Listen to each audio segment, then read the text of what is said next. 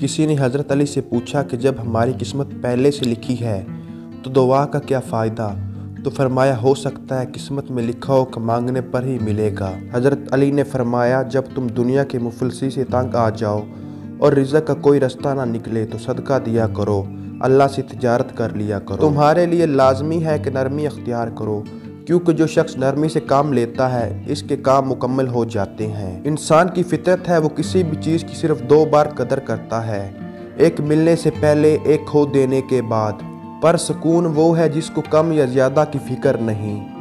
इज़्ज़त इसको दी जा सकती है जो इज़्ज़त कबूल करने का ज़र्फ़ रखता हो, और इज़्ज़त कबूल वही कर सकता है जो इज़्ज़त देने का ज़र्फ़ रखता हो।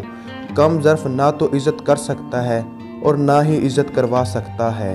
बाज़ औक़ात हमारी उदासी की वजह हमारी अपनी सोच ही होती है, जो हमें दीमक की तरह खा जाती है। दोस्ती और मोहब्बत इनसे करो जो निभाना जानते हों, नफ़रत इनसे करो जो भुलाना जानते हों, और गुस्सा इनसे करो जो मनाना जानते हों।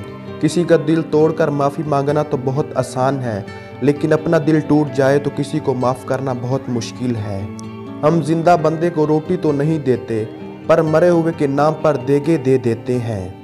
जब कोई तुम्हारे दिल पर दस्तखत दे तो फ़ौरन मत खोलना, क्योंकि कुछ लोगों की आदत बच्चों जैसी होती है, दस्तखत देखकर भाग जाते हैं। इस शख्स में हरगिज़ गुरेज दिलचस्पी न लो जो तुमसे दूरी अख्तियार करता हो।